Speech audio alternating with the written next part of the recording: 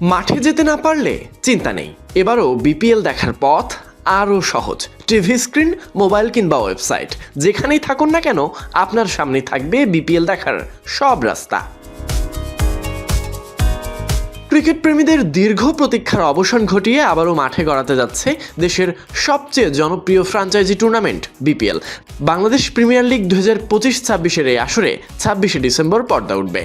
উদ্বোধনী ম্যাচেই মুখোমুখি হবে সিলেট টাইটান্স, রাজশাহী ওয়ারিয়র্স। মোট 6 দলের অংশগ্রহণে ছড়াবে ক্রিকেট উন্মাদনা, মেতে উঠবে সারা দেশ।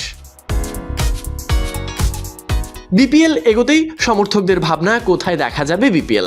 ঘরে বসেই বিপিএল এর প্রতিটি বল উপভোগ করার সুযোগ থাকছে এবারও। টেলিভিশনে সরাসরি সম্প্রচার করবে টি স্পোর্টস এবং নাগরিক টিভি।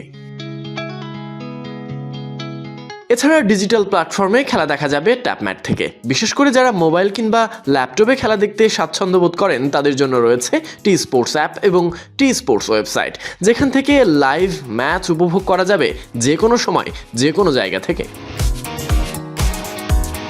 শুধু কি তাই, এবার দর্শকদের ভোগান্তি কমাতেও নেওয়া হয়েছে বড় সিদ্ধান্ত। বিপিএল 2025-26-এর সব ম্যাচের টিকিট পাওয়া যাবে অনলাইনে। কোনো বুথে দাঁড়ানোর ঝামেলা নেই, ঘরে বসেই নিজের পছন্দের ম্যাচ, নিজের পছন্দের আসনের টিকিট কেটে ফেলার সুযোগ থাকছে। ঘরের মাঠ হোক কিংবা অন্য জায়গায়, টুর্নামেন্টের টিকিট অনলাইনে সহজেই সংগ্রহ করতে পারবেন দর্শকেরা। এবারের বিপিএল এ শিরোপার লড়াইয়ে থাকছে 6টি দল: Rangpur Riders, Chattogram Royals, Rajshahi Warriors, Sylhet Titans, Dhaka Capitals এবং নোয়াখালী এক্সপ্রেস। যে কোনো দলের সমর্থকেরা ঘরে বসে হোক কিংবা গল্প আড্ডায় যে কোনো ম্যাচ উপভোগ করতে পারবেন সহজেই। Sadiq Ahmed Sunny, BD cric time.